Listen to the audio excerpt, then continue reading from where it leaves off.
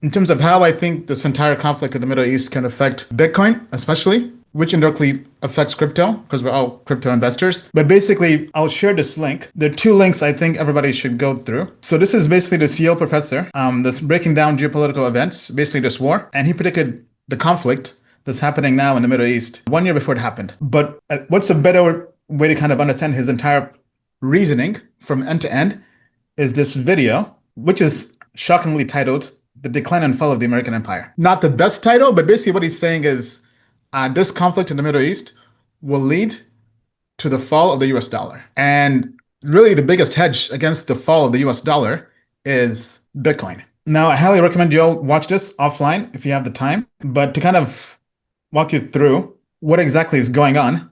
So I try to kind of, with the help of Perplexity, put together this chart, right? You basically have a lot of different parties or countries at conflict. So we obviously have Iran, and using game theory, he's basically proposing that all roads lead to a conflict because every party, it's in their best interest to have a war, right? So you basically have Iran that's at conflict with Israel. They want a war. You have the US where the economy is not doing so well. It's basically a war economy. And in order to maintain the US dollar and dominance and to show that they're basically top dog, they'll have to eventually have a war with Iran. And then Israel also wants to become top dog in the Middle East and will also eventually lead into having a war in the Middle East. Basically saying all the parties involved from a game theory perspective, it's in their best interest to have a war. But we currently have this peace treaty happening. That's basically not gonna last. So I don't think there'll be a World War III. But basically from all the possible options, option one, there'll be limited conflict. Basically just what's been happening now. Option two, this expands into a bigger war across the entire region, where you have basically proxy wars, where you have China possibly helping in, Russia possibly helping in. But the main point worth keeping on the table is if we go into a 5 to 10 year war in the Middle East, what does that do when supply lines for oil are cut off?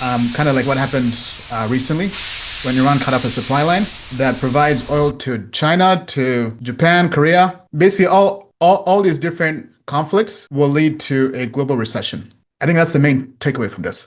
I don't think we're going to have a nuclear war or a World War III, but according to his predictions, there'll be a conflict. The whole conflict really starts in second half of 2025, basically Q3 to Q4. And he believes the US dollar or the recession will happen in first half of 2026, which is kind of ironic because we've been saying we think the peak of the crypto bull run will be in 2026. So I think if there is a prolonged war and an escalation in the conflict, the whole economy is going to be shocked. Right? There'll be a supply shock across the whole world. And I think there'll be a flight to Bitcoin is basically the main takeaway from all this. Because the US dollar is not doing so well. And I think a prolonged war won't be good for the US and the dollar.